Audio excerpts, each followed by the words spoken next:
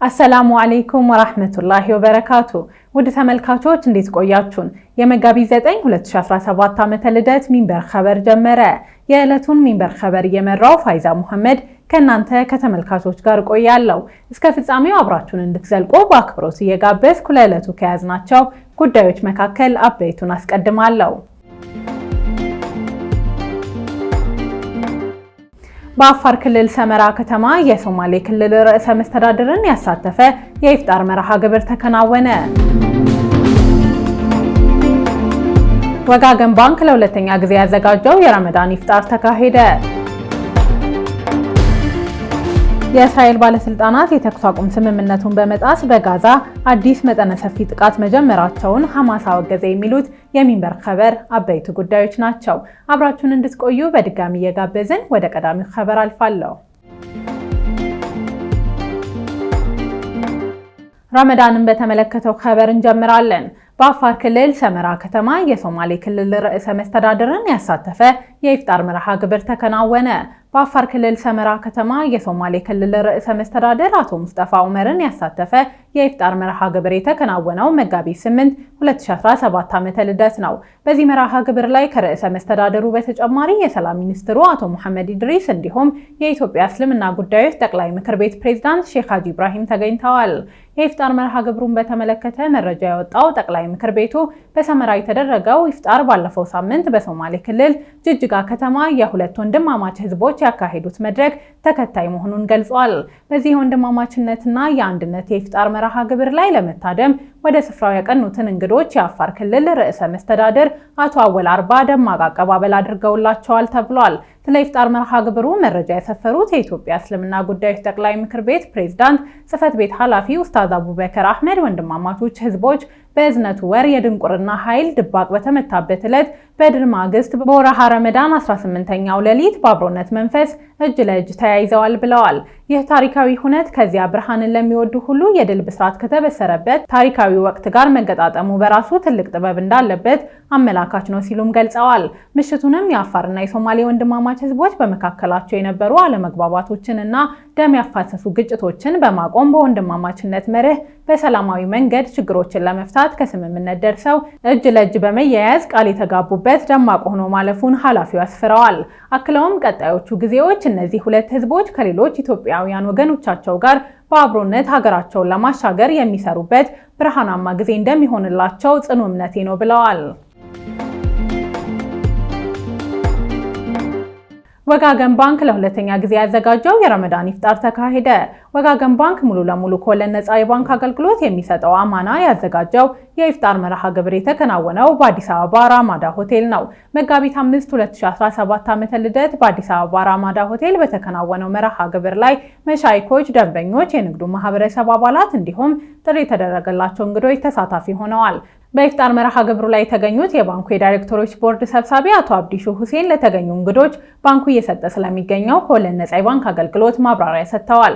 ወጋገን ባንክ ሙሉ በሙሉ ከወለድ ነፃ የባንክ አገልግሎት ብቻ በሚሰጡ ቅርንጫፎቹና በመላው ሀገሪቱ በሚገኙ 453 መደበኛ ቅርንጫፎቹ አማና በተሰኘው አገልግሎት ለደንበኞቹ እየሰጠ የሚገኘውን አገልግሎት እንዲሁም በቀጣይ የተያዘውን እቅድ ዘርዝረዋል። ከወለድ ነፃ የባንክ አገልግሎት በመጀመር በቀዳሚነት ከሚጠቀሱት የግል ባንኮች አንዱ የሆነው ወጋገን ባንክ ሙሉ በሙሉ ከወለድ ነፃ የባንክ አገልግሎት ብቻ በሚሰጡ ቅርንጫፎችና በመላው ሀገሪቱ በሚገኙ 453 መደበኛ ቅርንጫፎች በልዩ መስኮቶች ወጋገን አማና የተሰኘ ሸሪዓውን የጠበቀ የተሟላ ከወለድ ነፃ የባንክ አገልግሎት በመስጠት ላይ ይገኛል።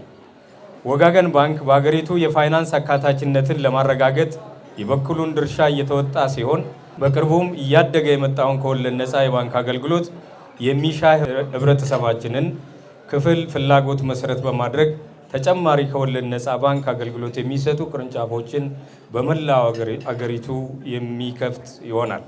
ክቡራትና ክቡራን፣ ባንካችን ሁሉንም የህብረተሰብ ክፍሎች ተደራሽ ያደረጉ በርካታ መደበኛ እና የኢንቨስትመንት የቁጠባ ሂሳብ እንዲሁም ሸሪዓውን የጠበቁ የፋይናንስ አገልግሎቶችን ይሰጣል።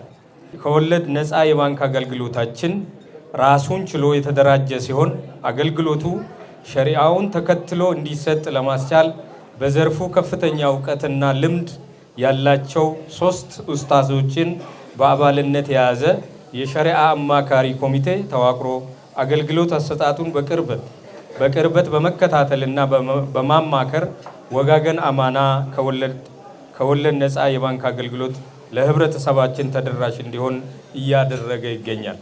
ከሚንበር ቲቪ ጋር ቆይታ ያደረጉ የባንኩ ኃላፊዎች ወጋገን ባንክ በአማና ከወለድ ነፃ አገልግሎት በዘንድሮ ዓመት ያዘጋጀው የኢፍጣር መርሃ ግብር ለሁለተኛ ጊዜ ያዘጋጀው መሆኑን በመግለጽ የባንኩ ኃላፊዎች ከአገልግሎቱ ጎን ለጎን ከተለያዩ የበጎ አድራጎት ድርጅቶች ጋር በመሆን ለአቅመ ደካሞች ድጋፍ ማድረጉንም አስረድተዋል። ወጋገን ባንክ ወጋገን አማና የተሰኘ የወለድ ነፃ አገልግሎት እየሰጠ ይገኛል ለማህበረሰቡ።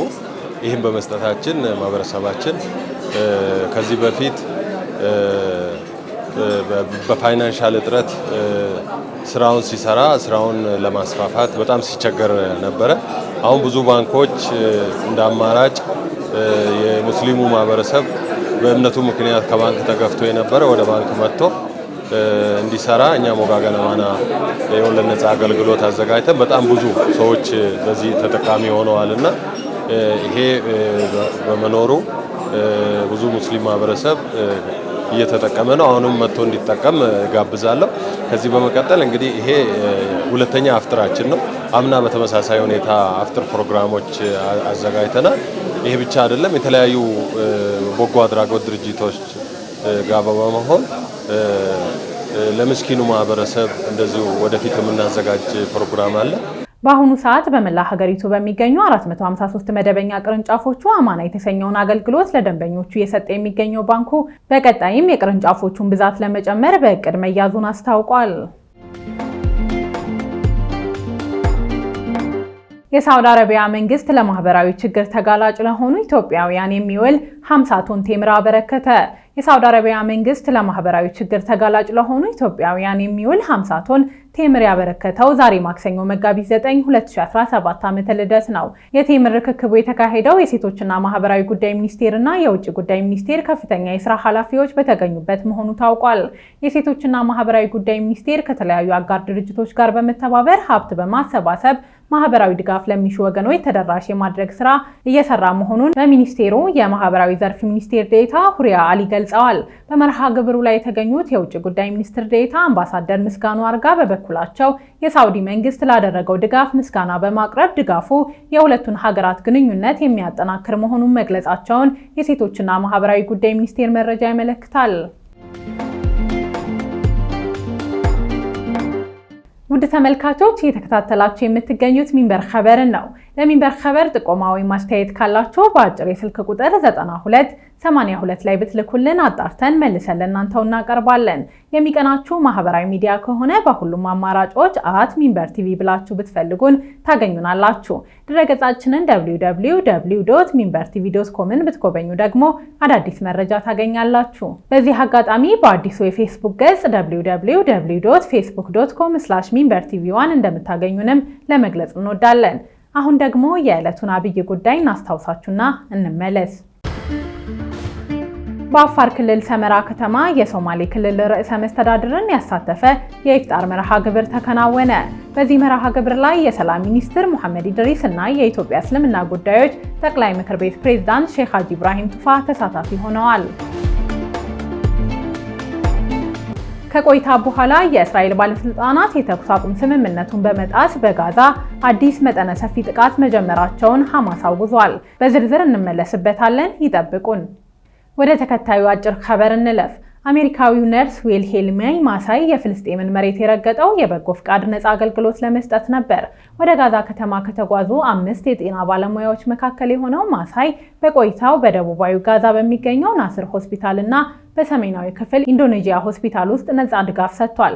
ጋዛ ደርሶ የፍልስጤማውያንን የዕለት ተዕለት ኑሮና የሚያልፉበትን የህይወት ፈተና ተመልክቶ ለዚህ ሁሉ የማይበገሩ መሆናቸውን መገንዘብ ቻለ። ሰዎቹንም መረመረ። ከዚያም በጽናት መቆማቸው መንፈሳዊ ቅናት እንዳሳደረበት ተናገረ። በነርስነት የሚያገለግለው ማሳይ ፍልስጤማውያኑ ጽኑ የሆኑት በእስልምና ላይ በመቆማቸው መሆኑን ማወቅ ቻልኩ ሲል ይናገራል። በእንግድነት በቀረበበት ፖድካስት ጽናታቸውን በምሳሌ ሲደግፈው እስቲ ያስቡት፣ አንዲት እናት አሊያም አንድ አባት በእስራኤል ቦምብ የተቀጠፈ ልጃቸውን ተሸክመው እንዴት አልሐምዱሊላህ ማለት ቻሉ ሲል ይጠይቃል። ማሳይ ከዚህ በኋላ ያደረገው ጉዳት እያስተናገዱ ጭምር ተመስገን የሚሉትን የፍልስጤማውያኑን አምላክ መፈለግ ነበር። በመጨረሻም እስልምናን አገኘ። በፍልስጤማውያኑ ጽናት የተዋወቀውን እስልምናን ሲገልጸው የእስራኤል ቦምብ ማጋየት የማይችለው ነው ይላል። የእስራኤል ባለስልጣናት የተኩስ አቁም ስምምነቱን በመጣስ በጋዛ አዲስ መጠነ ሰፊ ጥቃት መጀመራቸውን ሐማስ አወገዘ። የፍልስጤሙ ሐማስ የእስራኤል ባለስልጣናት የተኩስ አቁም ስምምነቱን በመጣስ በጋዛ አዲስ መጠነ ሰፊ ጥቃት መጀመራቸውን ሐማስ አውግዞታል። የሐማስ የውግዘት መግለጫ የመጣው በሁለት ወገኖች በኩል የተኩስ አቁም ስምምነት ላይ ከተደረሰ በኋላ እስራኤል ለመጀመሪያ ጊዜ ማክሰኞ ሌሊት የተጠናከረ ጥቃት መክፈቷን ተከትሎ ነው። በዚህ ጥቃት ይህ ዘገባ እስከተጠናቀረበት ሰዓት ድረስ 356 ሰዎች መገደላቸውን የአልጀዚራ ዘገባ ያመለክታል።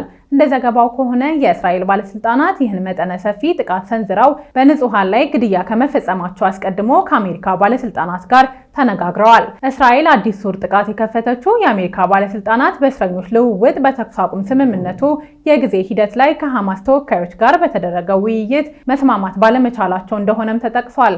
የአሜሪካ ባለስልጣናትና እስራኤል ሐማስ ለተኩስ አቁም ስምምነቱ የቀረበለትን ምክረ ሀሳብ ውድቅ አድርጓል ሲሉ ከሰዋል። ሐማስ አዲስ ዙር የእስራኤል ጥቃትን ተከትሎ በሰጠው ምላሽ እስራኤል የተኩስ አቁም ስምምነቱን በመጣስ በንጹሃን ላይ የዘር ማጥፋት ጦርነት እያካሄደች ነው ሲል አውግዟል።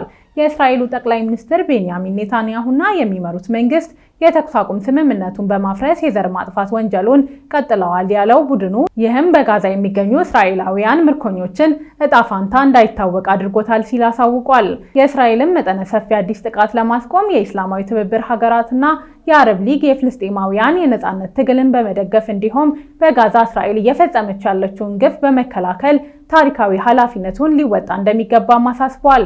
የተኩስ አቁም ስምምነቱ እንዲጸና ጫና ሊፈጠር እንደሚገባ የተባበሩት መንግስታት ድርጅትን የጠየቀው ሐማስ እስራኤል ከጋዛ ሙሉ በሙሉ እንድትወጣ ከተፈለገ የውሳኔ ሐሳብ 2735 መከበር አለበት ሲል ጥሪ አቅርቧል። ውድ ተመልካቾች ለዛሬ ያዘጋጀነው የሚንበር ኸበር በዚሁ ተጠናቀቀ። ፋይዛ መሐመድ አብሬያችሁ ነበር። ወሰላሙ አለይኩም ወራህመቱላሂ ወበረካቱሁ።